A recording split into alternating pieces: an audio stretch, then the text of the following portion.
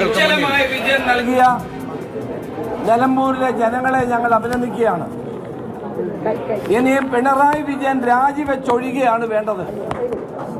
കഴിഞ്ഞ ഉപതെരഞ്ഞെടുപ്പുകളൊക്കെ ഞങ്ങളുടെ സീറ്റ് ഞങ്ങൾ നിലനിർത്തുമായിരുന്നുവെങ്കിൽ നിലമ്പൂരിലെ സീറ്റ് ഞങ്ങൾ തിരിച്ചു പിടിക്കുകയാണ് ചെയ്തത്.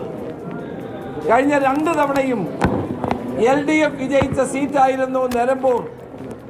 ആ നിലമ്പൂർ സീറ്റാണ് ആര്യാടൻ ഷൗക്കത്ത് UDFന് വേണ്ടി തിരിച്ചു പിടിച്ചിട്ടുള്ളത്. ഇത് ശക്തമായ ഭരണവിരുദ്ധ വികാരം നിലമ്പൂരിൽ തുടക്കം മുതൽ തന്നെ ഞങ്ങൾക്ക് ബോധ്യമായൊരു കാര്യമാണ്. കേരളത്തിലെ ഇടതുമുന്നണി ഗവൺമെന്റിനെതിരായുള്ള അതിശക്തമായ ജനവികാരത്തിന്റെ കുത്തൊഴുക്കാണ് അവിടെ നമുക്ക് കാണാൻ സാധിച്ചത്. ഇനിയും പിണറായി വിജയൻ അധികാരത്തിൽ തുടരാൻ ധാർമ്മികമായ അവകാശമില്ലാതായിരിക്കുന്നു. ഇടതുമുന്നണി ഗവൺമെന്റ് കേവലം ഒരു കാവൽ മന്ത്രിസഭയായി മാറിയിരിക്കുന്നു എന്നുള്ളതാണ് സത്യം. ജനങ്ങൾ ഈ ഗവൺമെന്റിനെ പരിപൂർണമായി തിരസ്കരിച്ചിരിക്കുകയാണ്. ഇത് 2026 നിയമസഭാ തെരഞ്ഞെടുപ്പിന് മുന്നോടിയായി നടന്ന തെരഞ്ഞെടുപ്പാണ്.